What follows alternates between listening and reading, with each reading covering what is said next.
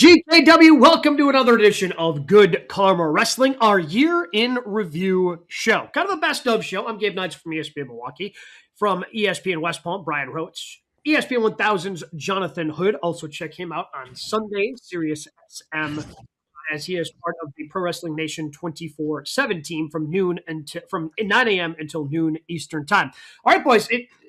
As is the case here in GKW, we've got a lot of interviews. We did a lot of fun interviews throughout the course of the year, and a lot of guys, a lot of ladies who ended up having some pretty significant years. And it was just, again, another banner year of wrestling in 2025. Yeah, it certainly was. And, you know, the biggest story definitely is John Cena's retirement. But boy, everything in between, Brian, as far as the great wrestling that we saw from AEW and, of course, moments from WWE and the Indies. But we covered it all in 2025 here on Good Karma Wrestling. Yeah, and to pat ourselves in the back, looking at some of the names we've had on, all champions. We're going to play back a bunch of interviews.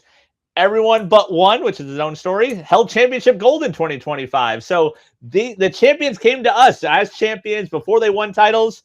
We were your home all year long.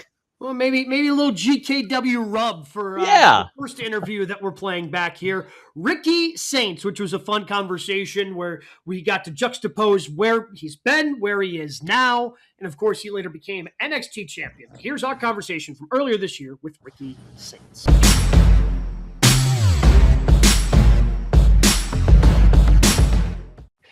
Excited to bring in our next guest here, as he is going to be contending for the NXT Championship on September 27th. Part of No Mercy. He's the number one contender, Ricky Saints. I don't know what happened to my video, man. You were so excited. You turned around. And all of a sudden, we're turned around and we're sideways. Have no idea how this happened, but here we are. Ricky, thank you so much for the time, man.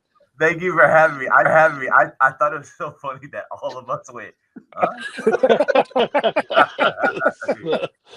Man, you got us flipping upside down when we see you wrestle, man. You can tell right there. Got excited. I like it. Yeah. No, there you go. Hey, there we go. Hey. It's like NXT fans. That's it. So, Ricky, you get the number one contender. You got the match coming up against Femi. But let's even go back. So you've been with NXT now, going back to February. What has been the best experience you've had since February until now? There's too many to name. I've been North American champion. I'm about to contend for the NXT championship. I wrestled at Stand and Deliver this year. It's just been such a roller coaster of things because you turn around and something else is happening. So everything is moving at light speed. And I find it to be like one of the coolest things ever, just because, you know, there's never a dull moment. Let me put it that way. There's never a dull moment. And I like that. Ricky, let's go back to your debut in NXT, because people wonder, it's like, when are we going to see Ricky? When are we going to see Ricky? And then you appear to the NXT crowd. What was that day like for you? And then you finally pop up on the scene. I was so nervous. I really was, only because I didn't know what this reaction was going to be. And it's kind of like a thing with wrestlers where you've been gone for so long that you don't know how they're going to react, if they remember you and all that stuff. And I remember walking down those stairs, and I was right before the microphone turned on, I was so like, ugh. And then immediately I picked it up and started talking, and it all faded away. And it was like riding a bike. I was back in the saddle. So that day in itself was nerve-wracking. But then when it got to the time to go out there, and then after, I was just like, oh my God. Like, I'm so glad I'm not such a ball of like anxiety. I would relive it again though. Yeah. You recently said you'll always gamble on yourself. What is that biggest gamble you've taken in your career? I've had a lot, you know. I think going to another job, a new job, and ultimately having to prove your worth and kind of not start over, but like, you know, show people who you are who aren't familiar. That's a gamble in itself. That's you leave a place that people are familiar with you, and you've been there for 5 years, and you go somewhere else. That's always a gamble.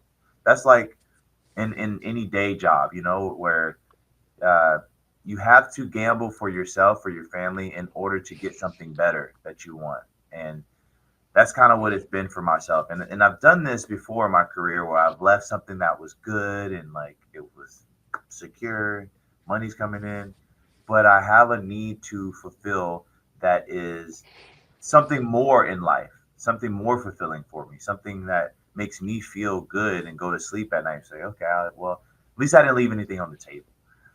So when I talk about gambling like that, that's what I really mean, because that's just, dude, I used to quit jobs and didn't have a job lined up when I was younger, only because they wouldn't give me time off for wrestling on the weekend. So I was just like, well, this isn't working out. I just quit. And then I'm a big, like, I'll just figure it out. That's one thing about me. I will always just figure out if I'm going to, the consequences of my actions, I'm always going to be okay with, because I chose to make that decision. But on the other side of it is like, it can only get better. It can only work out for me because I'm in control of it. NXT No Mercy. It's coming to Fort Lauderdale War Memorial this Sunday, September 27th. Either check it out on Peacock or get tickets over at Ticketmaster.com. So what's the biggest difference for you wrestling when you go on the road, like the War Memorial at Fort Lauderdale, versus being inside the Performance Center for TV every week? Well, I mean, the TV at the Performance Center every week, you know where it's at, you know, the people that's going to be there, you know where catering is, where these locker rooms are, you know how big this is, you have your workout equipment, things of that nature. Traveling, I do like, because I love how I'm big into different auditoriums, arenas. I like the different setups of it. I want to know the history of it, like what was here before this was built. So those two things, they're a contrast, but they both have their benefits. On top of that, getting there early in the day and finding out like different rooms, secret rooms at these and being able to chill out and hide out, hey, I'll take that too. I love that. Well, Saturday's the practice facility of the defending Stanley Cup champs, so maybe we need to get you out on the ice. Please do, yes. And show me where the workout room is too, because I'm trying to get a lift in. You skate, Ricky? You ice skate? It's been a while. It's been a while. It's been a while, but I'll throw some skates on for sure. Okay. I just the people I know that we know roller skate. They don't get on ice. Yeah, So I do that I'm too. just saying, I've only been ice skating once, and I fell in. I was like 13 and messed my knee up bad. It was oh god, fluid buildup and everything. yeah. I mean, So let's maybe avoid the ice no ice then. skate. Maybe Yeah. you got a big day on Sunday, man. Let's not mess that up on Saturday by throwing some ice skates on your pal. Yeah, the people like you and me, Ricky, they've been on ice, but they were running from the law. That's the only difference. So that's the only difference. We had Femi on, the champion, last week, and we see him as a young rising superstar. He's the champion. But from your standpoint as a veteran, what's it like to be able to take on a lot of these young guns that are learning the business, learning their cadence, and also learning in the ring when you're already established? What is that like for you? It's not that different, only because I guess I was in Oba's position before, and I never thought that I would be in this position, right? And so I guess I don't really see myself still to this day like that. But there's moments where I do catch myself. I go, wow, I'm actually the guy that I was trying to learn from like years ago. To watch these guys, to watch what they have, and you can see it. You can it's so evident, right? And you can see it behind their eyes. It's really cool because it reminds me of myself when I was younger, and I still have the same thing. And I think people, game recognizes game. And I think being able to like identify that and be like, oh yeah, you got it. You know what it is. It's such a cool moment, especially from the amount of time that I've been in wrestling and seen so much stuff that when I'm seeing it with someone like Oba or Javon or the Shiloh or anybody like that, I'm just like, nice. I can't wait to see this cultivated. Like let's keep the pot simmering because it's gonna be great. Oba has that pressure now. You're a few days away from possibly, and we'll say definitely becoming the NXT World Champion. What is that pressure like to hold that title? I haven't asked Oba, but I can see the pressure has worn on him for sure. I can tell you as a former North American champion, there's a pressure that I add to myself on top of the pressure that comes with being the flag bearer. I think with the NXT Championship, it is no different, if not more responsibility, because you are the QB, you are the leader of the pack, and people are looking to you to help guide them to the end zone. So, you know, I don't ever want to say like that's so much pressure I can't do it, right? Because it sets a bad precedent. But I do think that having some pressure is good for me personally because I have to rise to the occasion. I'm forced to rise to the occasion every time. Who are some of the people that have helped mentor you to get you to the point now where you are wrestling for the NXT Championship on Saturday? Oh man, there's so many. There's I say so many, but there's not that many.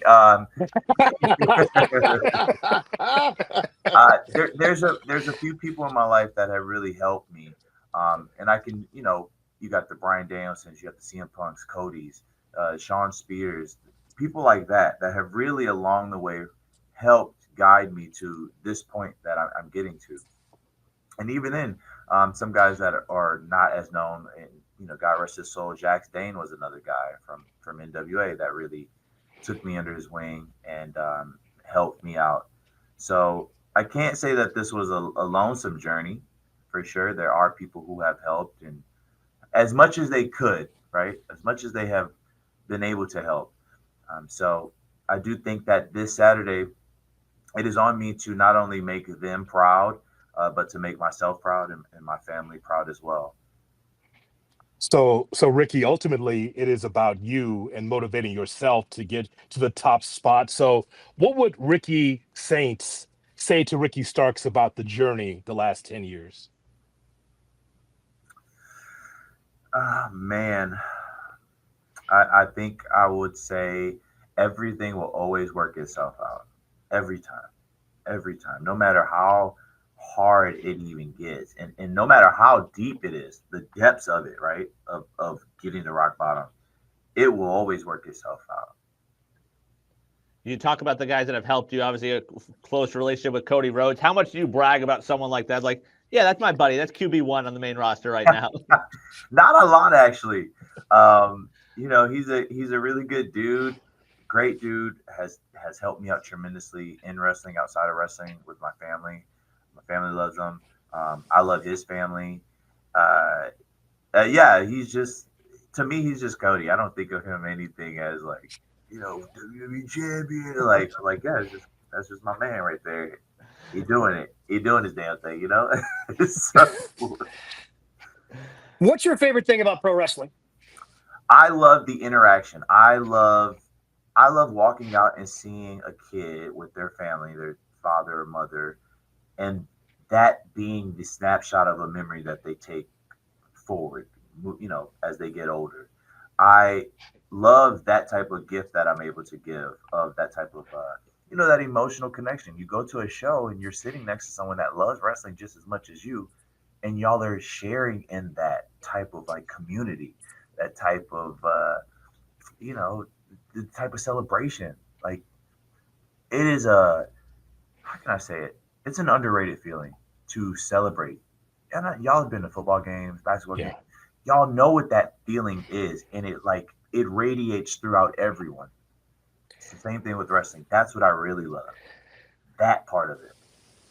Do you have a specific memory then of you being the kid in the stands? Yeah. Of somebody who, what is that memory for you? December 2, so for Christmas, I got tickets to SmackDown in New Orleans at the Smoothie King Arena. It's my first time ever going to a live wrestling show. And on that show, it was, I think, Austin versus Booker, and Big Boss Man returned. And I was sitting by the stage, and that was the first time I felt Kane Pyro go up. And I remember being like, this is the coolest thing. The fist was so huge when I walked in there. The arena was so nice. It was the coolest thing I ever experienced. That was my very first show and very first wrestling experience. Ricky, the memes are out from last night's NXT show. Someone else just said this too. What is going on? Okay, so it's you walking to the championship while everyone's fighting in the ring, and the caption is, "When folks are fighting in the club, but my wings are ready." so even though we haven't been out, I have a feeling that you've avoided like this skirmish and this like I don't know what they're doing, but my order's ready. Is Yeah. that not you? Listen, I love I love seeing people get into fights and stuff like that. But I am a very good person of minding my business. All right. I will get to where I need to be. Excuse me, ma'am. I need to step over here. I know you guys are fighting right now, but I have to get to my destination. So if you don't mind, like, hey, listen, if it don't involve me, I don't care. My name is Schmidt, you know? Like, that's all it is. I didn't know there's memes. Someone just brought it up. Yes. I said, what is you don't get on social media? I said, no, guys. Once the show happens, I go home and I'll watch South Park. I'll watch anything else just to come down, but I will not get on social media. Now I don't even know if I want to. Yeah, that's good. I actually going through your Twitter, I saw you got some heat on social because of your food choices, your catch up on po' boys. What's your go-to New Orleans cuisine there? Obviously, po' boys. I just had a po' boy when I went. I had a buddy of mine, Brett, was telling me how he goes, yeah, I knew people weren't going to like it when you said that. I said, I don't understand. It's fried shrimp, ketchup, hot sauce, and pickles. What is the problem there? Okay. Yeah. I'm not a big mayonnaise guy. So a traditional po' boy comes with lettuce, tomatoes, mayonnaise, and then the shrimp. And then you can get hot sauce to it. It's too messy. I don't like mayonnaise. Lettuce and tomatoes they're just water. So I don't get it on there, and that's how I have my order. All right. You should Make try sure it, you though. check it out. It's NXT No Mercy, Fort Lauderdale War Memorial, September 27th. Either check it out on Peacock, get your tickets at Ticketmaster. Ricky, we really appreciate the time, man. Thank you for jumping on. Best of luck against Femi this weekend. Thank you, guys. This was great. I really enjoyed it. Former NXT champion Ricky Saints there. Again, he just an interesting character. I'm not sure what 2026 holds for him, but I got to imagine sooner rather than later, he may find his way to the main roster in WWE. A friend of Cody Rhodes possibly can be able to be along with Cody Rhodes at some point. Ricky Saints had a very short stint, Brian, as kind of a transition NXT champion, but makes a big impact because of his personality and everything he brings to the table. Yeah, and if you check out our YouTube page where all these interviews can be found, I got him at WrestleMania week also. He was working Media Day. Like, it was all guys and girls that are working Mania. He's in NXT as the North American champion at the time, and he's there working media and talking to people. He said next year his dream Mania match, Seth Rollins. He also thought it was New Orleans at the time, which we all sort of thought it was New Orleans at that time. We all, because they announced it was New Orleans. Oh, is that why we thought that? Who knew? So, a Ricky versus Rollins, I would sign up for that. That'd be a fun match. Again, who knows if Seth's going to be available by WrestleMania, but that is still one of those things we have to find out in 2026. But the man he lost that championship to, now a two-time NXT World Champion, that was Femi, who also joined GKW earlier this year.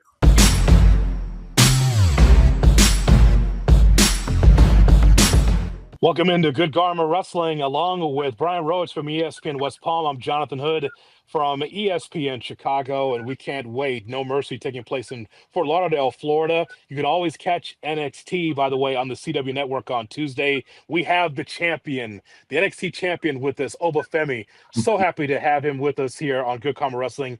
Champ, as always, we appreciate your time. Thank you for having me, guys. I really appreciate being here. Yeah, man, we want to talk to you about what how life is for you right now. You got the championship and you've got the world by the tail. How's it feel right now to be Femi? I mean, it still feels normal the same way it felt, 2-3 years ago. It doesn't really change. You're still you. Like, it's always a better view and experience from outside the box than inside. So it still feels the same to me. I understand that I'm doing great things, but I'm pretty neutral right now. You rewind the clock maybe a decade, you show friends and family this version of Femi, who's a track star, who's shot put, all that sort of stuff. What's their reaction to this version of Femi? Ooh, 10 years ago, where does that put us? 2015? Mm-hmm. Yeah. So I had already started throwing around that time, so maybe they believe it. Okay. But even this top of the game, like professional wrestling? Maybe, Okay. like, I showed signs of being great at shot put like very early on. Like, the raw talent was always there. Mm-hmm. And I'd already started doing great things at end of the year 2015. I'd already done some national trials and championships, and I'd done very well. So maybe they believe. See, Brian. Here's what you don't know about the Black family. We could be at a certain level, and then they'd be like, "Oh, that's good, but what else do you have in mind? Do you have another job? Get yourself a trade." And it's like, "No, Mom, this is what I want to do. I want to be in entertainment, right?" Sometimes you just have to show them, right, Ova? Oh yeah, 100%. People always get these questions like, "Oh, how easy was it convincing your family that you are going to wrestle?" I was like, "Listen, it was harder to convince them that I was going to throw a metal ball far and make money from doing that. That was always going to be harder. So that's easy. The shot put part was the hard one." Okay. No Mercy takes place at the War Memorial on September 27th. The champ, Oba Femi, with us here on Good Karma Wrestling. Oba, tell us about the state of NXT. Being on the CW, and we've had Shawn Michaels on here before. Shawn says it's the best 2 hours in wrestling. How do you take NXT right now? What do you think of the company? I mean, I agree. I agree with Sean in the sense that like the brand is doing the best work it's done forever. I mean, we're on the CW network, which is huge for us. Our partnership has been going on for the first year. We're going into year 2 now, so we're expecting very big things. And I do understand that there is an era of NXT in Black and Gold, which is like revered by the fans, and that's what they remember. But it's very hard to understand that right now we're doing a lot better than back then. You know, the version of NXT that is romanticized by the fans is not even doing as well as we are today. I do appreciate, all the effort that the Black and Gold brand, put forth. Like without them, there is no NXT today. But we have to understand that this right now is the best 2 hours of wrestling on television. Well, then what do you guys have to do on a weekly basis to differentiate and say, hey, we're not the Black and Gold, we're not 2.0, we are our own version of NXT? What are some of the things you guys have to do to continue that? So, of course, the Black and Gold era was defined by, the introduction of a lot of the independent wrestlers that came with all the experience and all that. It was fast-paced action and, it was bang, bang, bang. The main roster has a little bit of a slower pace where it is more entertainment-based and more about the moments and stuff like that. So I believe that NXT today has found a way to successfully merge the two, because there's people who are like, it's too slow, I want more action. And there's people who is like, this is too fast, we need more stars and moments. So NXT right now is the perfect combination of both styles, where you do have stars, big stars like Oba Femi and Trick Williams, and you still have that fast-paced action by Oba Femi and Trick Williams. So this is the best possible version of NXT that we can have. So Ricky Saints is in the company. He talks a lot, and he wants to be able to get your championship. What do you think of Ricky Saints as a performer? I mean, I'll say this about Ricky. He is an intense human being, a bit of a hothead in my opinion, but I see his passion, I see his drive. I don't think he's, Oba Femi by any means, but I do think he's a respectable star in his own right. He's coming for the NXT championship just like everybody else. I don't get offended by people who want to, come and challenge me. I embrace the challenge, but I'm going to prove to him that his level of talent has been severely overrated. I don't think he's as special as everyone makes him seem to be, and at No Mercy, I will expose that for the better. Your style is special in the fact that your size, your speed, it's not a combination you often see in professional wrestling. Who is someone you watch past, present, even future? You say, okay, let me get some tips from this person because they're sort of comparable to myself. I mean, Undertaker, Triple H, Brock Lesnar, those were the guys that I grew up watching. And like, even when I started doing professional wrestling myself, I was like, okay, who can I watch? Who is comparable to me? I do understand that I am my own thing, but like, you can always pull inspiration from superstars of the past. And I feel like those names I mentioned were the guys who were able to merge those two styles effectively. And I was able to draw from them. Oba, when you are in the back and you're talking to former wrestlers or agents that's working in WWE, who do you talk to as far as trying to even move up a few steps as far as wrestling is concerned? Someone that you confide in, advice that you get from? The immediate ones, Shawn Michaels, Coach Bloom, even Ivar, he's helped me a lot. We have like big man sessions together here. We'll watch matches and go over stuff. So those are the immediate ones. And then of course, guys like CM Punk, they always come down to NXT to help out. So when they're here, anything I can ask him and because he's in a very unique spot where he's done everything, and it's not like, oh, he's an old timer, like his time is gone. No, he's still like actively in it. So like if there's anyone to ask questions, it's definitely CM Punk. So I maximize his availability the best as I can, and those will be the names that I go to for my information. Brian, do you hear that? Big man sessions. Okay, Yeah. so in those big man sessions, do you have a class on how to break Javon Evans in half? Because you've done that several times. What's that class that you break him in half through a table twice? I mean, I specifically come to work trying to find new ways to destroy that man, but All right. Oh my God, that poor bastard. You know what? I know he's bouncy. That's what we study. We're like, oh, how can we, cripple Japan in going into the next match? What does it mean to that locker room to have the guys like Punk, even Ivar, that, like you said, are in it? They're doing it day to day, but they're still taking the time to come back and talk to you guys. What does that mean in the locker room? I mean, it's definitely appreciated. I mean, there's definitely guys who don't understand what it means, because to them it's just, oh, go CM Punk is here. But they don't understand the unique position that he and Ivar are in the sense that they've had 20 plus years of wrestling experience, and they're still doing it.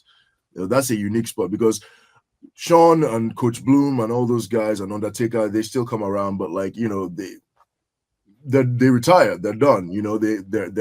Their era has passed. They're not active in it, and CM Punk and Ivar are active in it, but some guys understand, to the degree of how important that is, and some guys don't. But I'm sure in the general sense of things, seeing CM Punk here is greatly appreciated by the locker room. Oh, but we all have goals and dreams. So when you take a look at that WWE roster, who would you like to take on that dream match? Like, yeah, when I take on this person, it's going to be lit. I don't know how I feel about dream matches. I'm not crazy about dream matches. I mean, everyone says Femi versus Gunther would be good, and I believe it will be good. So I'll throw his name out there. For some reason, Randy comes to mind, because he's one of those ones that, like, I would love to walk him, and I would love to be in the ring with him, before the twilight days are done. But I'm not really crazy about dream matches. Does it make sense? Like if I asked you your dream match, it could be someone who has passed away versus someone who is active today. And let's even assume the old timer is still active. Is it the version of the old timer that's in your mind that is around today? Probably not. So I don't know about dream matches. They're not my thing. I don't like to fantasize. I just do what draws money and makes sense. So Brian, mine, because we talked about it on the show before, and I got Obafemi against Moose. Uh-huh. But there's still more on the bone with that.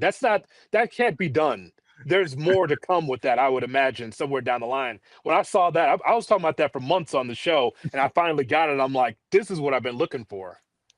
I mean, that's one of the few ones that that actually did make sense and was possible, and that moment was very much about the fans. Like, even just as much as it was for me and Moose, to have that match, it was more about the fans, because for an entire year when I was doing my North American Championship reign, the fans were clamoring for it, and Obafemi versus Moose, and to see that dream and actually be realized, amazing.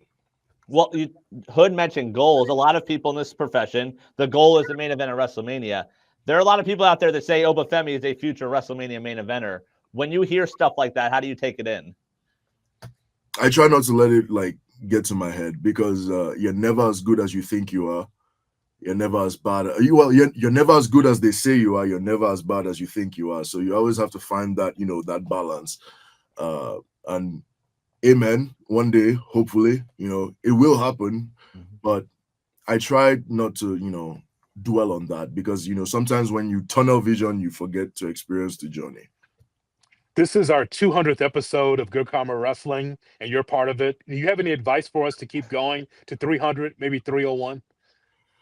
I mean, obviously, I would say this: think of the most interesting, crazy questions you can ask, and I think you'll get there. I mean, like, but good questions go a long way. That's all I'll say. Okay, just so you know what that means, Brian. Just be entertaining. Right. That's it. Yeah. Be like Obafemi is what he's saying. That's exactly right. NXT No Mercy comes to Fort Lauderdale, Florida at the War Memorial on September 27th. You can watch it on Peacock, and don't forget NXT on the CW every Tuesday, champ. It is a pleasure to be able to talk to you. We hope to talk to you again soon. Thank you so much for having me, my friend.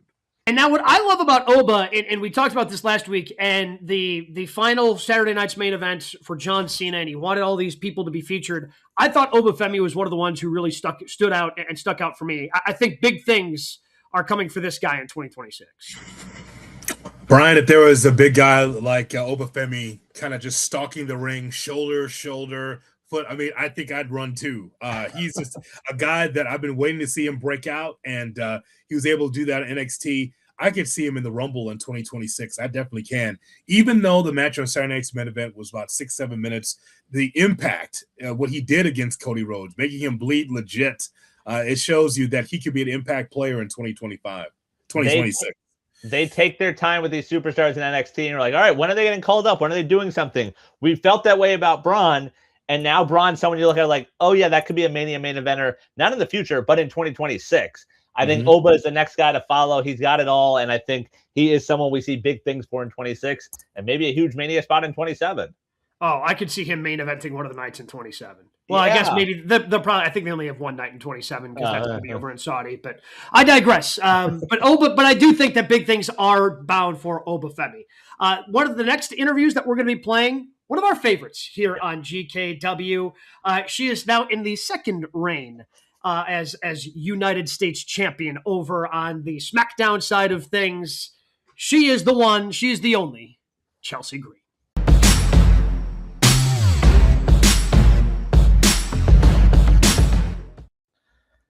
Welcome to GKW. Brian Rowitz with you. SmackDown making its way to Cleveland, visiting our friends there, and joining us now. She is a friend of the show. She's always one of the stars of the show, whether it be Raw, whether it be SmackDown. It is Chelsea Green joining us here. Chelsea, appreciate the time. Thanks for having me. I'm currently in Joshua Tree. Oh, that is not Cleveland. That is not Cleveland yet. Yet, okay. Yet. My time to shine in Cleveland.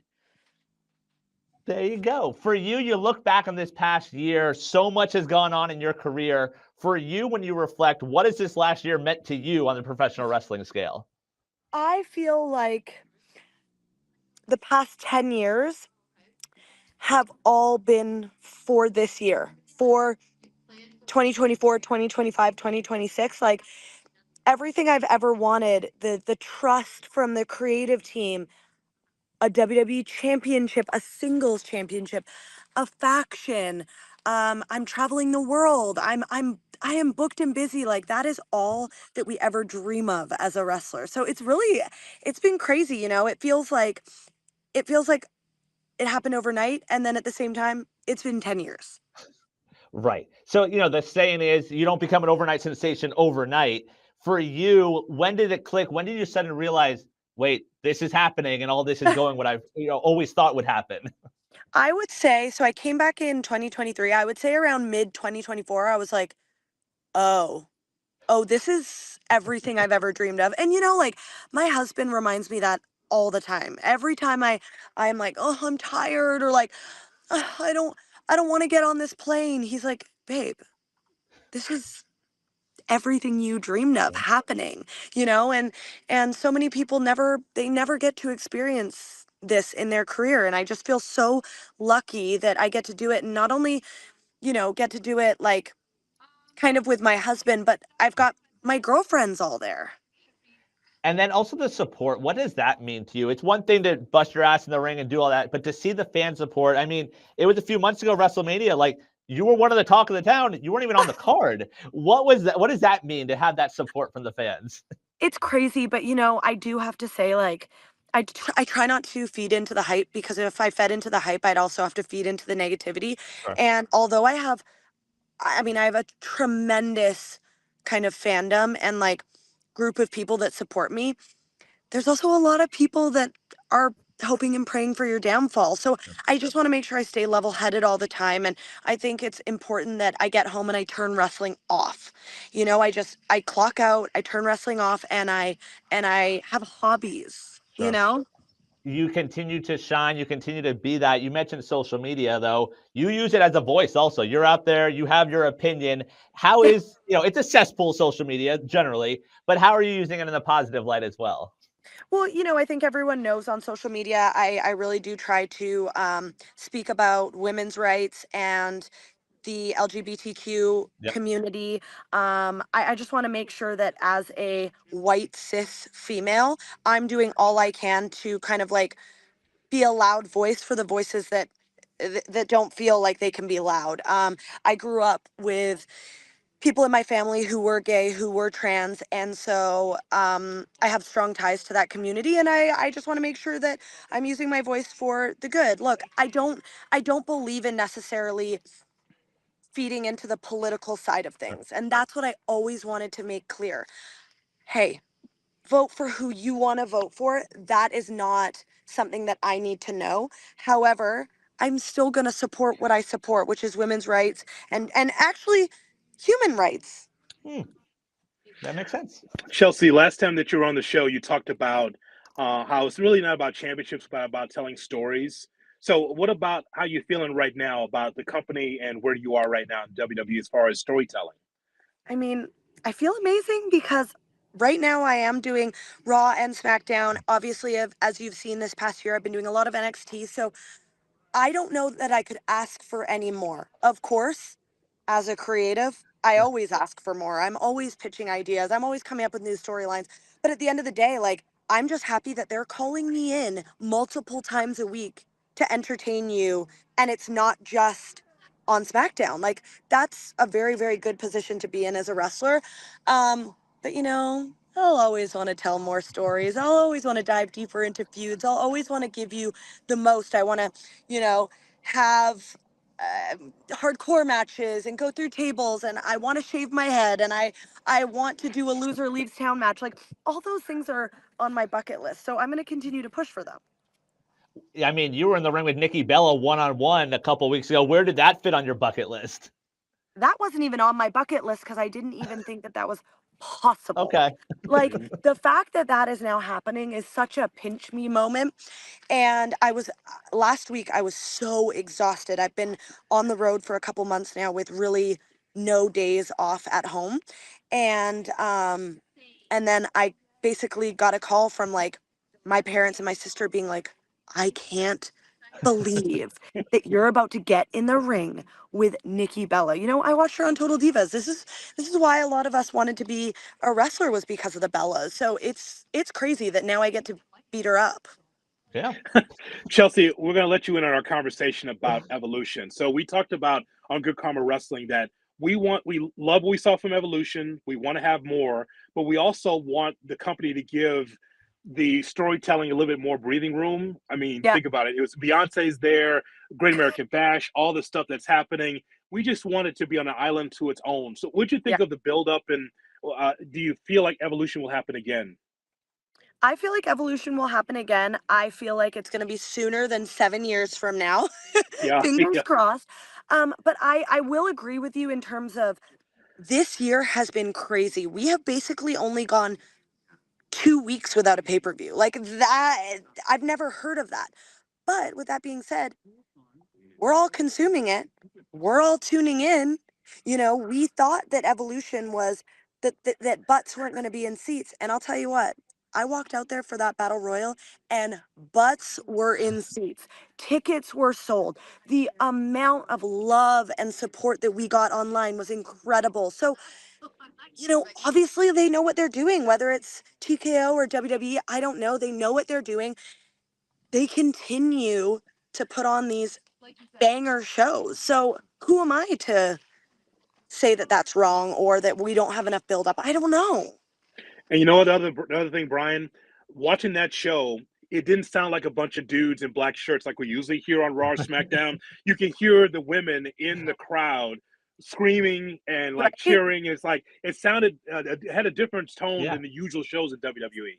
So I had a meet and greet right before I went out for that battle royal, and that was the most amount of fans that were dressed up in Chelsea outfits and Chelsea hats. It was amazing. I've never seen anything like it. You talk about those platforms. Another one coming out in less than a week, WWE Unreal on Netflix. You're part of that trailer. As someone that grew up in this business, how weird is it having the cameras back there and having the show that say, hey, let's take a peek backstage now? I mean, as a former fan, like I loved watching Total Divas. So I would have been seated for Unreal. It's going to be interesting to be on the other side of it. I was followed for 6 months, maybe more. I'm still kind of around the cameras and everything. And it's always a little bit scary letting the world in on your real life. It's a risk, and especially now with cancel culture so prevalent, but I think it's going to be really fun. I think the fans are really going to enjoy it, and I think they're going to see sides of us that they didn't know before. And that's special. Chelsea, you're not making enough headway with the general managers on Raw or SmackDown. Tell me about it. So we're going to pitch something for you. Okay. We believe that an online petition needs to happen for you to get back in the title picture, because Aldous and our guys, it's just not happening. So how about an online petition, and we can all sign it, and that way, just kind of like 1,001 holds in this big sheet like Jericho, you could be able to have a bunch of people supporting you. I like that. I'm going to take that into consideration and start writing a petition up immediately. We are definitely in your corner. SmackDown heads to Cleveland July 25th. After she's done enjoying the sunshine of Joshua's tree, she'll head to Cleveland, and then we'll see her on Raw. We see her all over. Chelsea, really appreciate the time. We'll talk to you again soon. Thank you guys for having me. I will see you on Friday in SmackDown. So Chelsea, again, she's been on the show. At this point, she's friend of show. I mean, really, the entire family, her, Matt Cardona, just really friends of GKW at this point. But I just love what she has carved out for herself, and just what she sees her role in professional wrestling and how she just embraces it. She is just one of my favorite stories of 2025. Yeah, and also Gabe, very comfortable in her own skin.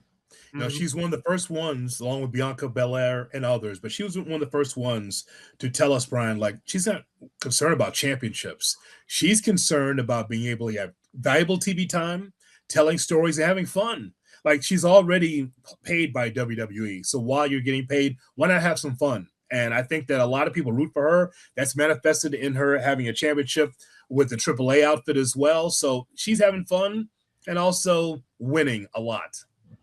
She is someone that you point at and say that is a way you maximize your TV time. Like, we had her on the first time before Money in the Bank, and all of a sudden, after the interview, we're like, you know what? Chelsea could be Money in the Bank. That could be something fun there. And the way she manifested that and the way she makes the most for her TV time as the first and the fourth Women's United States champion, it's been pretty awesome to see. Another regular of the show, I assume we're just going to have to credit him for being a co-host of this show, Kyle Fletcher. Now, we also had a big year here at GKW celebrating our 200th episode. So, of course, we had to reach out to our friend Kyle Fletcher, and he came on GKW 200 earlier this year.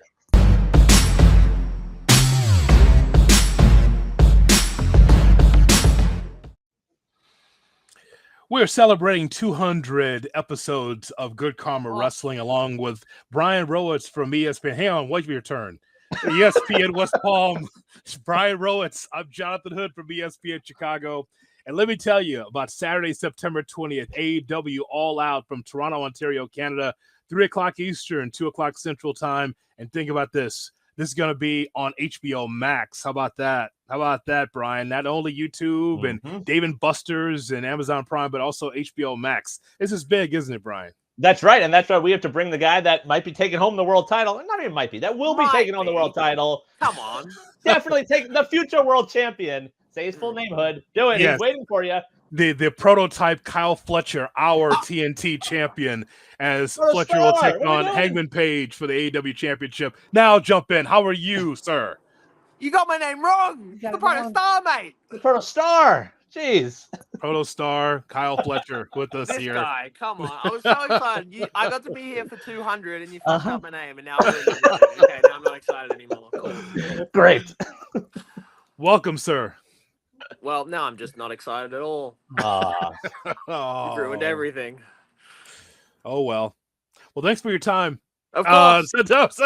Like, we are so excited about All Out. Tell us about it, man. Hangman Page, that face to face in Philadelphia. Yeah, you could cut the tension with a knife. Hell yeah. No, I mean, you got to think about it, man. I've been dreaming about this day specifically for my whole life since I was a fan of pro wrestling. You think about when you want to get into pro wrestling, you think about that big first world title win and what it's going to look like. So I'm only a couple of days away from it, which is pretty surreal, man. I'm excited. How crazy is just the timeline of it all? Like, you are a few years removed from singles competition not really being a thing. So how surreal is that part to you? Yeah, no, I mean, everything definitely happened a lot quicker than I probably assumed. I think I always kind of knew this is where I was going to end up. I didn't know what the path was going to look like to get here. But yeah, I mean, the thing about wrestling is you really got to take those opportunities and run with them when they come. So I think, yeah, I got presented with opportunities and I just smashed them out of the park every chance I got. And it's kind of like a big snowball effect. And somehow we ended up here. I don't know. Kyle, does the company feel different? Jon Moxley carried the championship the way he wanted to, and now here comes Hangman Page. How different does the company feel now that Page is the champion? Yeah, I feel like with Mox as champ, it was definitely, I think he did exactly what he set out to do in a lot of ways. I don't think a lot of people liked it at the time.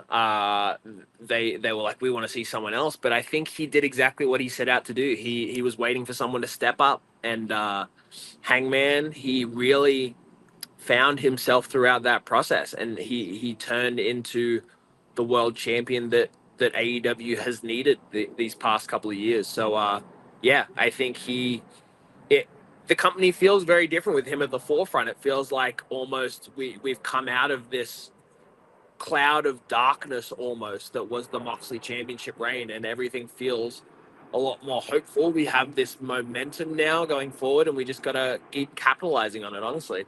We've talked about it on this show. There is some room at the top of the card. Ospreay's hurt. Swerve is hurt. So that just means room for guys like you to step it up and run with the ball. Does that happen organically, or is there a talk backstage saying like, hey, here's some holes, someone take it? How does something like that come to be? No, honestly, I think it comes down to people taking it upon themselves to show that they can step up when they need to. I think I've kind of shown throughout this past year since shaving my head, turning into the protostar, that I can really step up when the time calls for it. So I think, yeah, I think I've proven that time and time again. So when there are those holes, when people get hurt, which is inevitably going to happen, you look for that person that you can trust to fill that spot, that person that you can put in the spotlight, and you know that they're not going to crumble under the pressure. So yeah, I think I was the perfect person for it. Our TNT champion, the protostar, Kyle Fletcher from the Don Callis family with us. You think, Brian, that Toronto's talking about Vladimir Guerrero or Max Scherzer or like Grady Dick? They're not talking about those guys. They're talking about AEW because it's going to be in Toronto. I have no idea who those people are. AEW All Out in Toronto, 3 o'clock Eastern, 2 o'clock HBO Max, Amazon Prime, pay-per-view. You know, watching that that promo that you had with Hangman Page. You know what, Kyle? What? I think that a lot of people can kind of understand where you're coming from just in regular life. It's like, yeah, you know what, you're good, but you're not ready yet. Yeah. We'll give you that promotion, but you're just not ready yet. How real does that feel for you, for your career? Like, yeah, you're good, but you're not quite on that level yet. Man, I've honestly, I've dealt with it ever since I started in pro wrestling. I think I started training at 14 years old, which super early, whatever. Ever since then it was, yeah, we want to put you on shows, we want to get you in some matches, but you're just not there yet. You're just not quite there. And then it's followed me everywhere. It's like, oh yeah, you're a tag team wrestler, like you're not quite ready for this, or like, oh, you're not quite ready for New Japan, you're not quite ready for AEW, you're not quite ready for whatever. And it pisses me off, man. It pisses me off when I work so hard to be the best version of myself possible, but people who have no right telling me what I can and can't do, tell me I'm not ready for it. And it hearing it from Hangman's mouth, from the world champion's mouth, it's just lit that fire under me. It's put that chip back on my shoulder. I've heard that my whole life and my whole career, and all it makes me want to do is prove people wrong. So this Saturday, all I want to do is prove Hangman wrong. It's sort of along those lines. Pro wrestling, maybe more than other sports, the older guys and girls, one of their favorite pastimes is to shit on the current product of guys and girls. Yeah. How do you, as someone that's been on the receiving end the last few weeks, how do you receive some of that stuff? Look, I think being so young and in this business, you're always taught to keep your mind, your ears open. You can always learn something from everyone. So I think that's always what I try and do. I think a lot of people will jump on these guys and instantly be like, they don't know what they're talking about. I think you have to kind of give them some merit and at least hear them out. I think it's hard when it doesn't come from a genuine place, and I think a lot of these people, they just do it for the clicks, they do it for the whatever. They have their own opinion on what wrestling should be, and that's fine. Everyone has an opinion on what wrestling should be, but it doesn't mean it's the right opinion. Happy to listen to anybody, listen to any critiques that they have of me. That's fine. I'm 26. I'm still trying to figure it out. But yeah, I think at the end of the day, I'm trying to figure out who I am. So yeah, you know what I mean? I'll take everyone's advice, but I'll choose which ones I actually implement. You know what's funny about this, Brian, Kyle, is like every generation shits on the previous generation. Like it happens all the time, right? You know what they said about the Midnight Express and the Rock and Roll Express? There's like those guys move too fast. Oh yeah. You know what the previous generation said about Harley Race because he had a diving headbutt? That guy's too theatric. He's too much of a clown. He was 7-time NWA champion, the traveling champion, wrestling over 300 days a year. Yeah, Harley with the headbutt, coming from the top rope. Yeah, a little bit too theatric. So it happens all the time, Kyle. It's not you. It just happens. No. That's just the business, isn't it? I think people are so caught up in what they grew up wrestling being and when they were a part of wrestling, what it was. They're not ready for it to evolve. They're not ready for it to move on. And I think it's just proves that the train has left the station for them. That it's passed them by. You know what I mean? We'd like to ask you: is everything okay with Sky Blue? She had like the match of the year against Toni Storm, which is amazing. But then she was on Collision, so I guess she's okay. How's she holding up? She had the time of her life. She could not wipe the smile off her face after that match. She loves it. She loves those kind of matches. So yeah, she's stoked, man. She's great.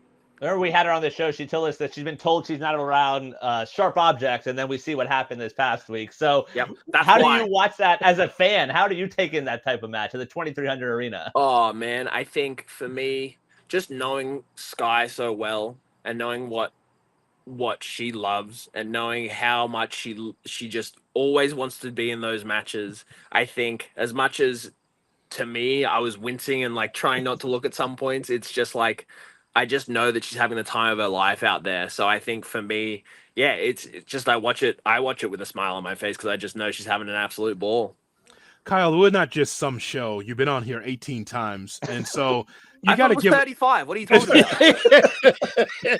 So we want you because you're the best representative for AEW. Yeah, so we just need to know about Don.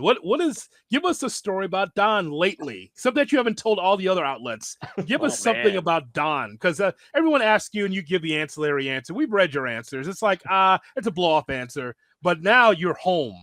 You can give us something about Don because Don is getting so much heat and boy, like he's amazing. But what have you heard lately about Don? A story he's told you, something that you could tell us.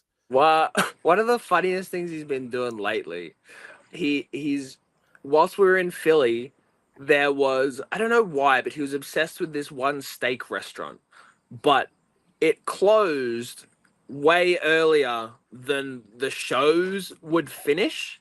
So it'd be the middle of the show. He's about to go out for his segment, and he's sitting on the phone. He's calling up, ordering this steak to be delivered to the hotel so that he could eat it 3 hours later when it was cold when he got back. I think that's probably the funniest Don thing that I can think of from recent times. Yeah, Cold Wow. steak. yeah. It was a good steak, I guess, man. I don't know. Oh my You God. are a fan of this business, and you are days away from being on the same card in Canada as Cope and Cage, as Yeah, Adam man. Copeland and Christian Cage. How cool is a moment like that for you coming up this weekend? Oh man, it goes back to when I got into wrestling. One of the first wrestlers I ever saw was Cope, and then oh man, growing up and seeing Christian win his first world title and everything, and now just being co-workers with these guys, it's insane. It's very surreal. The amount of times I'll have a conversation with one of them and I'll walk away and I'll just turn to Sky and I'll go, I just had a conversation with Christian. I just had a conversation with Cope for like 15 minutes. That's crazy. It's just it's very surreal still. Yeah. So Kyle, this is episode 200 for us. I would have taken the under. I can't believe we're here for 200 episodes. Hey, congrats. Could you give us some advice on how we can stay on the air for another 100? Just keep getting me back on. You'll get the views, brother. That's a good point. And we could book ahead. He could be the old guy in a few years that's then shitting on the current Yeah, product. let's go. Who are we gonna sit on next? Somehow, I don't think you'll ever. Well, maybe you will. I don't think you'll shit on the next generation. I don't think you will. I think I'll be so fed up with people doing it to me that I'll just have to. It'll be Circle of life. Yeah, exactly. Someone's got to do it. You're just going to stack up championships, and then you're not going to be in this forever, right? I mean, Yeah, I don't know, man. I could see me doing it forever. At least till the wheels fall off. I don't know. Oh my God. I mean, he's one of the pillars. We talked about it a few weeks He ago is one because of I the believe pillars, yeah. Swerve brought it up about the new pillars of this company. I think you Yeah. are one of those 4. Who else do you put in that list that you're building AEW around right now? Oh man, me, Osprey. I don't want to. Oh, is it Swerve and Hangman? I think maybe. I think Takeshita. I'm gonna need like 8 at least. Come on. The very Four's strong too hard. foundation. Four's too hard. That's a lot of brick and mortar. You say it's 8. Hey, we got too much talent, bro. I can't cut people out. Okay, so is okay, so Darby, is that part of it? Darby No? has to be. I think Mox still has to be, Mox. man. He's super important. MJF. Oh, give me 10. Give me 10. I know. MJF, Okay, Okada, all right. Tony Storm. The Young Bucks. Yeah, right. I don't know, man. That's a lot of people. It's a lot of people. I know. That's what you got, a jammed roster. It's hard to Hey, it's hard when you have a roster as deep as we do, man. Mm-hmm. Well, lastly, we appreciate your time. Tony Khan has addressed it, and so we're just wondering from you, how does the locker room feel knowing that, hey, you've got other organizations bearing down on you, you're going head-to-head sometimes. How does that make you feel that it seems like every time you guys take a step, someone is just trying to get in your shadow and your spot? Man, I think it's good business practice from the other team. You know what I mean? I think they're trying to squash us. But for me, I just look at it. It puts a chip on my shoulder. I know that this Saturday, we have competition, and my goal is to go out there and have one of the greatest professional wrestling matches of all time, so that people go, "Oh, nothing comes even close to that. Nothing comes close to AEW pay-per-views." So yeah, that's all it is. It lights a fire under me. All I want to do is go out there and do the best that I absolutely can, so I can squish the other guys. You know what I mean? So HBO Max, first time on pay-per-view, Amazon Prime, YouTube, Dave & Buster's, and so many other places where you can check out AEW All Out from Toronto, Ontario, Canada, 3 o'clock Eastern, 2 Central. Don't you dare miss it. No Blue Jays, no Raptors can even be as hot as this show on Saturday. We appreciate you, man. Thank you so much for all the time that you give us on Good Karma Wrestling. Absolutely. I'll be here anytime you guys need. I'll be here for 300, 400, 500, whatever you guys need. Another rising superstar in AEW. I mean, I can imagine once MJF wins that championship, like Kyle Fletcher is going to be on the short list of guys that could potentially be one of the people that takes that championship off of MJF if it happens later in 2026. He is just a rocket ship is on his back as he is just shooting to the top of the AEW card. Once you go deep into the paint game as a heel, eventually you're going to be a character babyface. And I know he wears the bubblegum colored trunks and boots, and he's a maniac with those sunglasses on. But you know what, Brian? He is destined to be the top guy, the tippy top guy in AEW. Look at him, chiseled of granite, can wrestle his ass off, had great matches in the Continental Classic. And so in 2026, there's no reason why that he can't be the next guy to be the AEW World Champion. Yeah, I mean, this interview was ahead of his first ever pay-per-view main event. Definitely will not be his last pay-per-view main event. And the way you lay it out, Gabe, and the way you mentioned Hood, babyface Fletcher versus heel MJF for a title, I'm in. Yeah, just take my money now. Yep. Just go ahead and take it right now. One of the other big stories in 2025 revolved around Karrion Kross. And when he left WWE, we had the opportunity to catch up with Karrion shortly after that. Work, shoot, who knows what was going on at the time.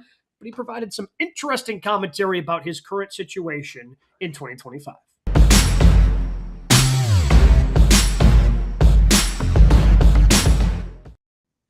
Excited to bring on our next guest here on GKW. Not only can you check out his Amazon best-selling book, Life is Fighting, over on Amazon.com. You can also check out his social media pages for all the different places he is going to be. He is Karrion Kross. What's going on, man?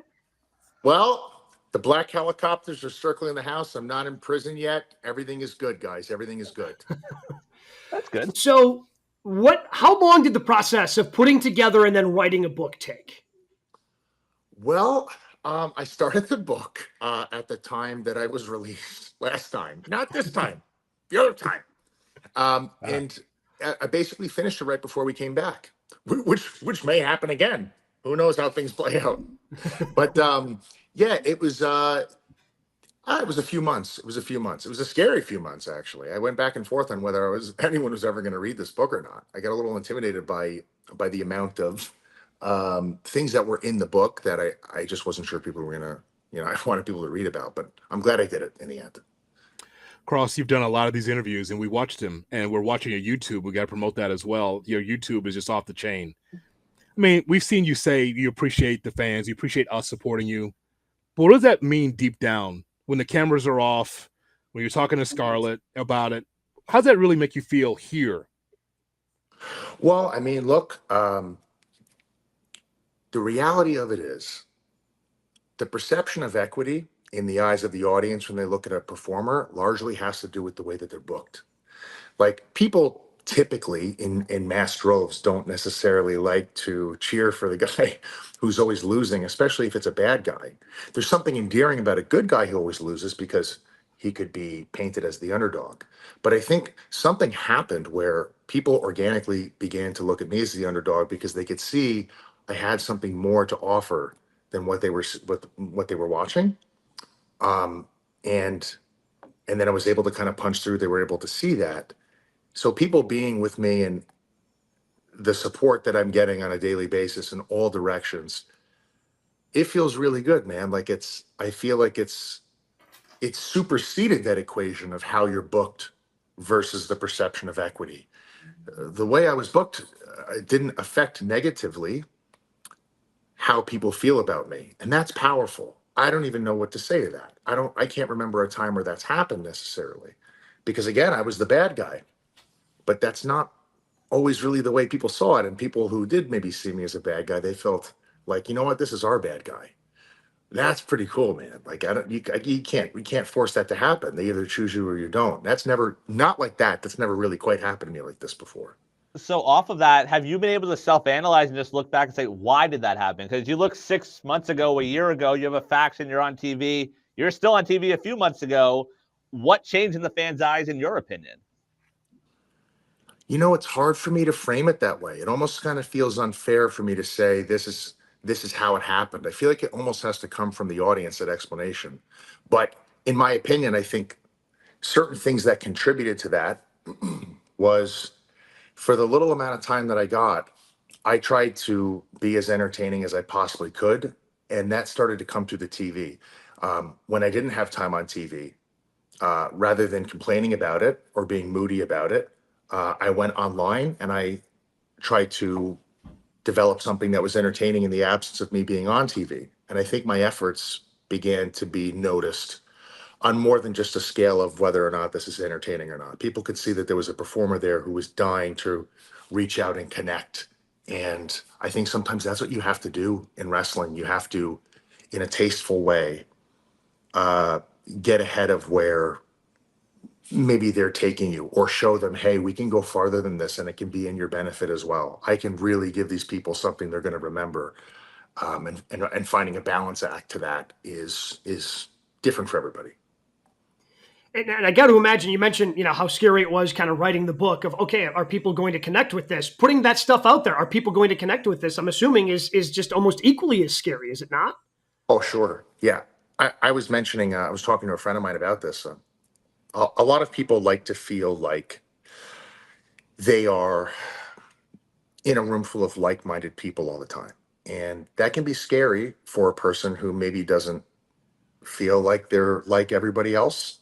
And ironically, I think that is like everybody in general. Like we're all different. We're all individuals. We all have different thoughts and emotions, and finding a common ground between people, no matter where you're from, no matter what you believe in, I think that common ground is vulnerability. And a lot of people are afraid to cross that bridge because it's not your home run story to talk about your failures and your shortcomings. Like on first impressions, if you go to a job interview, you're not going to tell the employer how many jobs you quit or got fired from or walked out of. But ironically, everyone has quit a job or has been fired. And once you cross, those boundaries of having that conversation, you're like, oh, whether this person is more successful than me or not, we actually do have a lot in common. I think there's something there. There's something special there. So, when you're at WrestleMania and you break out and you lash out, it's your feelings. You're coming from the gut and saying, hey, this has been my story. I wonder, is there any other WWE superstars that can learn from your experience? We've talked about Natalya before, right? Natalya wants to be Natty. Natty is just unbelievable in Bloodsport and NWA and all these other places, and she wants to come out. I wonder, what could she learn from your story? We talk a lot. She is absolutely killing it. I love the fact that she's able to step outside of the television bubble and do things with third-party companies, because people can get to see that she has a wide an array of different things that she can do, right? And I think it's a good thing when you're able to do that. Sometimes you're not afforded the ability to do that stuff in the television format that we're committed to being on in terms of being on contract. But if you can go somewhere else and you can try that, it gives the audience and everybody watching an opportunity to say, oh, maybe we should incorporate that. People seem to like that more, or. We talk a lot on this show, matches versus moments and stories and things like that. You might be the perfect example of that. You talk about being booked. There's not a lot of wins in terms of matches, but the stories are there. How do you rank those two things when you're telling your story? Well, I have to look at the independents versus commercialized wrestling. So in order to answer your question, you'll get a lot of independent shows that will only run matches. Right. How many people are they drawing? Yeah, a few hundred. Right. Versus commercialized wrestling, where it's very story based. You look at how much they're drawing. Now, an argument, could be made that they have a huge marketing machine and they have a greater reach. But if the wrestling itself was absolutely number one, then there'd be no reason for the stories, right? Sure. So I would probably put the stories before the actual activity in the matches. And AJ and I used to talk about that all the time. AJ, I think he's even publicly said he feels that the stories are essential to wrestling for sure. You have wrestled all over the world in a number of different places. What is the one thing, the kind of through line that all these places you've wrestled that yes, this is why I love wrestling? Audience engagement. Audience engagement, 1000%. You could run through a wall in that ring and get up and do it again. On a Wednesday, when you have no audience, You run through a wall, you're going to the hospital. You're not doing it again. So it's having the live audience there reacting with the ride that you're taking them on. You know, you get power bombed off the top rope. It doesn't feel great, but when you're laying there and you're listening for that reaction, you're like, yeah, okay, let's keep going. So the crowd is essential. The best part, most important part. Kross, you talked about being vulnerable, and I just think that we can all relate to this story of, because we're all in entertainment in different ways. We're a branch on the tree of entertainment doing this show. I just wonder about just, in the sports and sports entertainment atmosphere, what that's like to be vulnerable, knowing that, hey man, I'm just trying to do my job, but there's always someone trying to stab you in the front or the back or the side. What's that mind fuck like for you on a day-to-day basis in this business? Not great. It's not great, bro. The way I have to look at it, that is going to exist in any sort of high competitive occupation. So let's say somebody's at odds with that sort of culture in their working environment. What are you going to do? Quit? Okay, well, you go somewhere else, you get some other sort of occupation that's still going to be there at some point.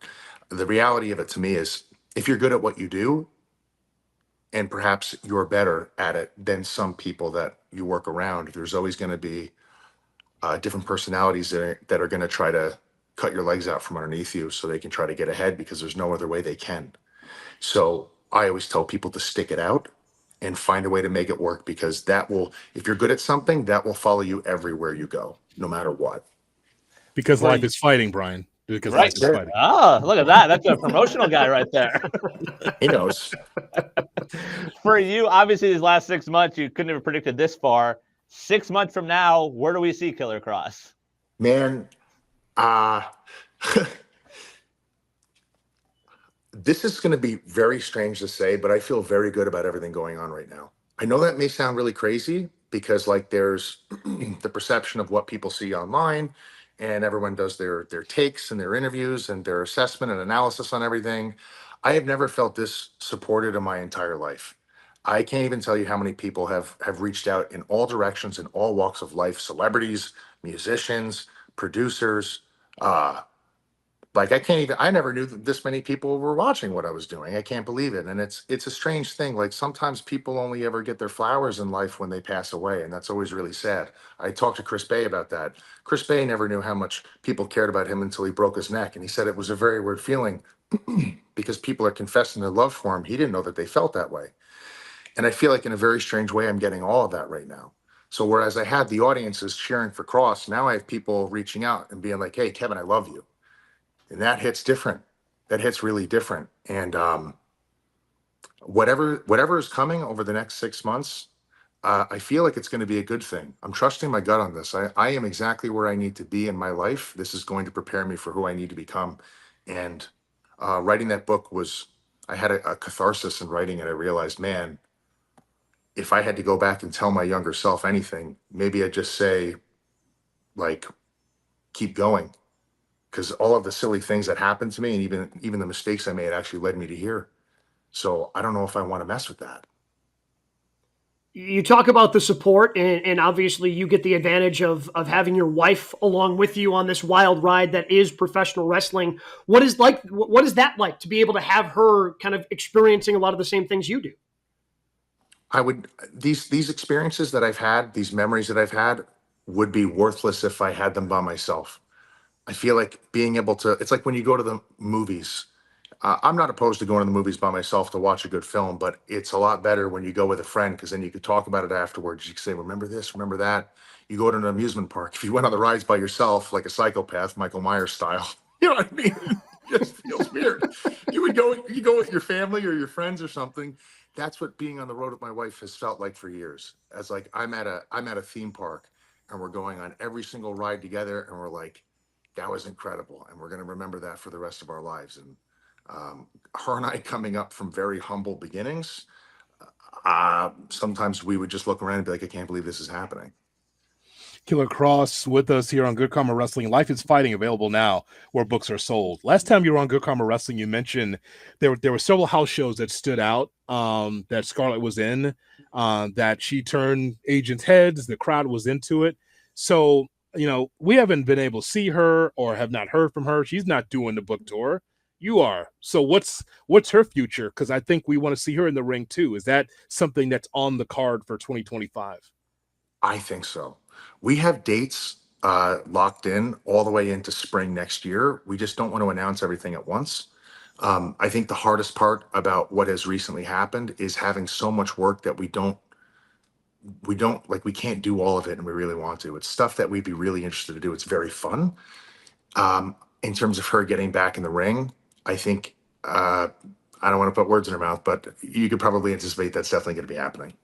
Let's get out the fantasy pencil. Past or present, who could Cross and Scarlett tell the best stories with in pro wrestling? Oh, man.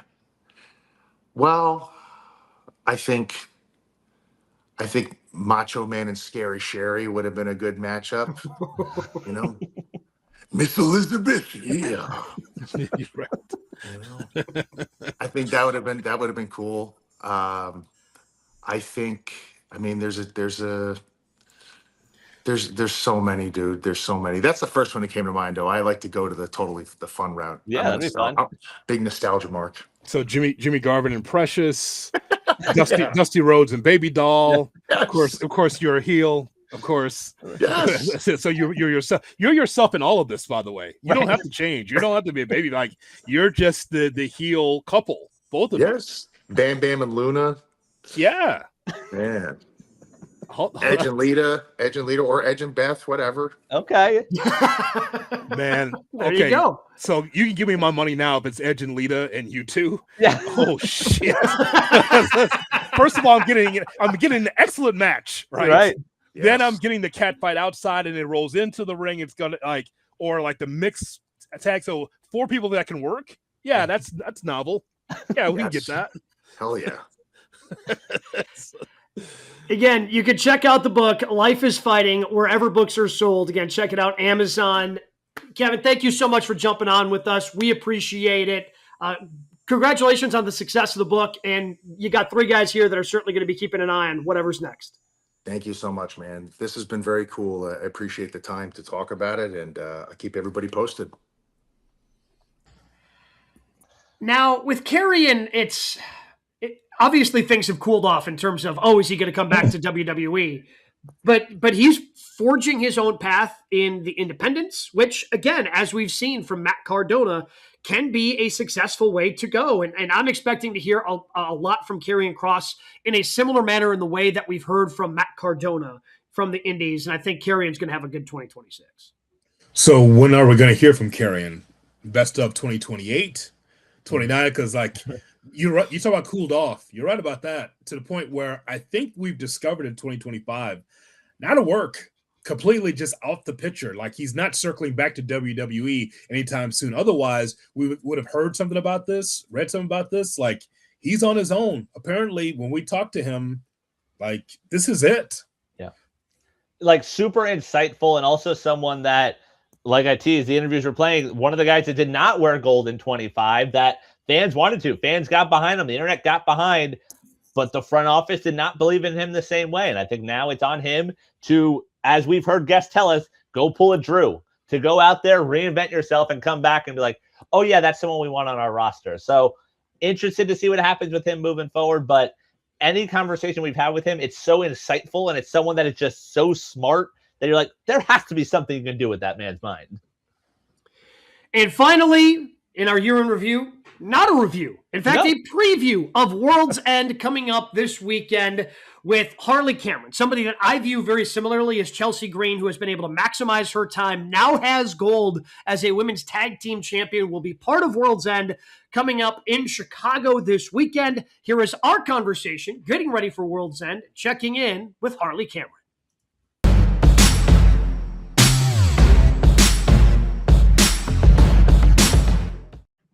Excited to talk to our next guest because she is one half of the AEW Women's Tag Team Champions, part of the Babes of Wrath, who will be defending those championships in Chicago coming up this weekend, part of AEW World's End. It is Harley Cameron. Harley, thank you so much for the time. Hello, thank you for having me. So let's just start with this, and you have showcased a lot of your talents on with the television time you've been given on AEW. So with all the different talents that you have, how did you land on professional wrestling as that was the thing that you wanted to do? When I first got to America, I had no idea what I was going to do. I kind of came here with a hope and a dream. I saw an independent show in Orlando, and I just knew. I said, "This is what I want to do. 100%, this is what I want to do." And there's been no looking back. I knew. I was like, "This is what I want to do in life." So it's funny. Like a lot of people say, "Why are you doing this and not everything else?" But I have had a very great, wonderful, fruitful career in other entertainment fields, and nothing makes me feel the way I feel with wrestling. And it's something I can't explain. I just know that my heart is in it. We all four of us have a bug for entertainment. That's why we do this. We're in the camera, we're doing podcasts, you're in the ring. So we all have a bug about entertainment. So what about you? When did you know that you had that bug to say, I want to entertain people? Yeah. Oh gosh, probably when I was a child. I saw there's videos of me trying to sing to my parents, and they're like, "All right, relax." Yeah, I was from a very young age. Have been put in on a show, so I think that my mother knew it from when I was a little girl, and then I saw the videos and I thought, "Oh shit, there was no hope. I was destined to be in everyone's faces one way or another." Was it singing and dancing? Singing and dancing, was it? Yeah, initially I was singing and dancing, and that's the beginning of it for sure. Definitely, I was in music and dance class and drama class and everything like that from a young age. We've talked a lot on this show about how that AEW locker room, everyone pushes each other. You guys get better because of how competitive it is. Yeah. How has that locker room made you a better pro wrestler in 2025? Working with people that are more experienced than me, that have better ability than me, has been just imperative for my growth. And I honestly will say that's why I feel that I've had such a spectacular year, is because I have been able to work with such amazing people and learn from people who have so much experience and knowledge. And it's like a big community where we're all helping each other. And then when you get to work with someone, you get to learn, and you learn from your triumphs and your mistakes. And I think that that's the cool thing about wrestling, is that every single match is a chance to better yourself. You mentioned how great this year has gone for you. Of course, you have the championship on the shoulder right now. But again, as somebody who came in, we first saw you on QTV on AEW. How do you feel like you've maximized your television time to be able to build up to where you are right now in a prominent role on TV every week as a champion? Yeah, absolutely. I was very fortunate that QT Marshall gave me the opportunity to be in QTV, because essentially that was my beginning. And I've known from, there's an old saying and cliche one, there's no small parts, just small actors. That kind of mentality it's very true. It's like I knew that, okay, I've got my foot in the door. I don't know what the progression is going to be, or the direction, the vision is for me. But I know even if I have one line or 10 seconds, I have to make the most of it. And I think that I've really kind of had that mentality ever since I was little, with performance in general, but definitely in wrestling. I thought, even if I'm given this much time, I just got to make it unique and make people remember it or feel something. And I think that that's really important. Harley, when you have questions or you want to be able to confide in someone about this business, who do you turn to when you just need, hey, I need some private time here to be able to flush some things out? Yeah, I will say that I definitely speak most to if I ever want to get some feedback externally from work, because I think it's important to have people removed in that regard. My coaches, Breeze and Spears, they're my day one people who I can kind of communicate with, because they taught me everything that I knew from my fundamentals class moving forward. So if there's ever anything that I'm unsure of, I have a great support unit at work. Like, I could talk for hours and hours about all the coaches and producers and fellow colleagues that I can talk to. Honestly, works are great like that. I have so many people at work, but the people outside of work are definitely Breeze and Spears. Gabe mentioned you have that championship gold on your shoulder now, and wrestling doesn't have that off season, but how much is that culmination of that hard work of, hey, I used to have 30 seconds on TV and now I'm able to wear championship gold. How good of a feeling was that? It feels great, and it's only making me want to, you know, work harder, because there's no greater honor than, you know, having this. And like, it's just one of those things that I'm like, just because I got it now, I don't want to go backwards. I don't want to stay stagnant. I just want to keep going. And I also really want to be a good representative and show why I have it. And I think that I can say that I'm very proud of myself, but the hard work still goes, and it is even more. Whose idea was it for the tag team Babes of Wrath to come together? Did you approach Willow? Did Willow come to you? Where's the origin story of the Babes of Wrath? So Willow and I have these amazing full circle moments, because she was my first ever match at AEW and AEW Dark, which was the second match of my life, ironically. And we had moments where we faced each other. And also we were just saying, we were just in Cardiff as a team. And this time last year, we were in Cardiff as opponents. So we've had this crazy journey together where I can say, you were there for that time and that time and that time. Tony Khan decided that we would be a great fit for one another. And he was absolutely right. We have a lot of similar attributes. We have very similar work ethics. We're very bubbly, outgoing people, and we are very good friends. So I think he recognized the similarities in us and decided ultimately this would be a great fit. And well, he was right, baby. There's no question about that. You have tormented Mercedes Monet with the puppet. I just want to know the origin story of that, because nothing gets under her skin more than you and that puppet. Oh, look, Minnie Monet is the national treasure, I think. And look, as much as, right, you can't hate her. She's a little trooper. And even though Mercedes wants to act like she doesn't like her and she annoys her, look, I know she sees herself in it. It's hard not to. It's a literal mini version of herself. So if she doesn't like her, well, that just means you don't like yourself. And I think you do like yourself. So I think you secretly love her. Do you have little championships for Minnie Monet? Have you made those up? You have 12, 13 titles for little Minnie Monet? It's funny. I thought about it for a while. I was like, maybe she should have all these like tiny little belts as well too. I just think that like the luggage would get out of hand, you know. How do you think actual Mercedes feels about that? About the puppet having. What's that? No, having to travel with all those championship belts. The rough spot for her. I see her at the airport and I was like, she's always got like 10 suitcases with her. So I'm like, look, they're like behind the scenes, they must be quite heavy, I'm sure. Where are your the belt boys are carrying them through the airport, you know, like these things weigh a lot, I can imagine. That's a good point. One of our favorite guests on this show, Kyle Fletcher, a fellow Aussie, one of the young stars of of AEW. As a wrestling fan, when you see a young star like that, when it clicks, how exciting is that to watch backstage?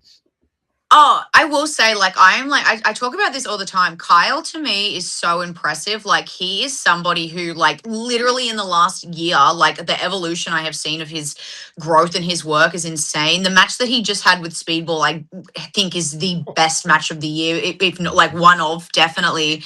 I feel proud that a fellow Australian is just kicking ass. Like, he's doing fantastic, and his work ethic is, like, undeniable. So I will say he's doing the Aussies proud. I mean, again, I feel like it was a great 2025, not just for you, but for AEW as well. And that arrow is pointing up. When things start to click for the entire company, what is that like to be in the locker room?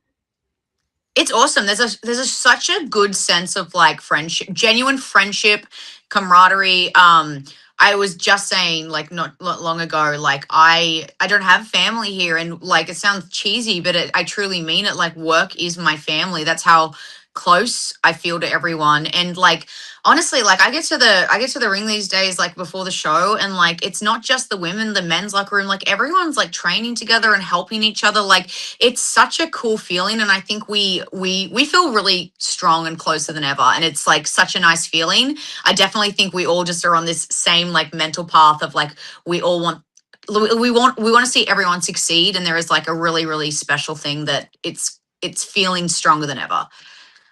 Harley, we talked on the show that we felt like the women stole the show at Blood and Guts. So the guys should thank the women for the house, Yeah. and because it was amazing, just the way that was put together. We were concerned for you because we didn't think you were dressed for the part. I mean, that's a lot of damage that you took, and so many other women in there. We were thinking, where's the overalls, like jeans, something to cover. So I just want you to tell us about that blood and guts. What was that Yes. experience like? Yes, I will say when I was getting belt shotted on my ass, I was like, well, I should have worn pants. But like we live and we learn. We live and we learn. I think the women absolutely crushed it and took it home. And that was one of the most challenging matches, obviously, I've ever been in my life. I think, gosh, I was in there for I think 44 minutes or something. And by the end of it, I was like, oh, my soul is leaving my body. But I'm really proud of us. I think that we absolutely crushed it. I think we put on one hell of a show, and I think that we really showed why we were given the opportunity. And it's something, again, I get to look back and be really thankful that I was in the first ever. It's going to go down in history, and I think it's a really good thing that we can say we did that. Not only did we do it, but we showed up, we showed out. We all walked out of there surprisingly, obviously beaten up, but everyone got out of there, walked out of there. No one ended up in a hospital bed. So I think we did a great job, and I'm excited for the next few, for the years to come. I think we've set a standard. You were one of the biggest risers in all of pro wrestling in 25. You end the year in an all-star match at World's End. So what's next? What are the goals for 26 for you now? I think the first goal to wrap up the year, obviously, is for Willow and I to beat Mercedes and Athena and retain our little golden babies here. I think next year for me, I just want to make sure that I've continued to level up. I think that I know I've done so many wonderful things this year that I'm very proud of, but I don't want to say, oh, well, that was my year. I want to go, that is the standard. And now how can I level up? What can I improve on? I want to finish next year, and I want to have this same meeting with you guys and be on here. And I want to hear you go, you did it again. You leveled up. We're in. Harley, thank you so much for the time. Again, you can check out Harley Cameron. She is going to be in just outside the Chicago area, Hoffman Estates, AEW World's End coming up on Saturday. Get your tickets at Ticketmaster. Harley, thank you so much. Can't wait to see what you do in 2026. Thank you so much, guys. Thanks for having me. We really hope you enjoyed everything that we had to offer in 2025. Again, check out youtube.com/@GoodKarmaWrestling for all the interviews that we've done throughout the course of time as we continue to grow. Of course, we're very excited about what is in store for us in 2026. We have a great way to kick it off with our watch party at Potawatomi Casino Hotel right here in Milwaukee. More details on that to come in early 2026 if you want to be joining us and watching the Royal Rumble and have some cool opportunities there. But look, man, 2025, a fun year in professional wrestling. It's going to be remembered, as you mentioned earlier, Hood, as the year that John Cena retired from in-ring competition. But also, pro wrestling continues to trend in a very good and healthy direction. Absolutely. And we cannot thank you enough for your support of watching our shows on YouTube and also on the podcast as well. We're growing every year because of you. So we just want to wish you happy holidays, Merry Christmas. And thank you so much, Brian, for everybody that's really helping this channel and what we do grow on a huge basis. Yeah, and I think, like Gabe said, come join us in Milwaukee end of January for that Rumble. Might have some special guests hanging out with us as well. And these interviews are always fun, getting a different side of these interviews. Congrats to all the aggregators that enjoy, taking our clips and putting it out there. We appreciate the love. And the more we have, the more everyone clicks, likes, subscribes, all that fun stuff, the more big things we have in 26. Yep. Going to be a fun year, certainly. Thank you for watching. Thank you for being a part of our show here at GKW. It's going to be fun. We're going to be talking about pro wrestling right here in 2026.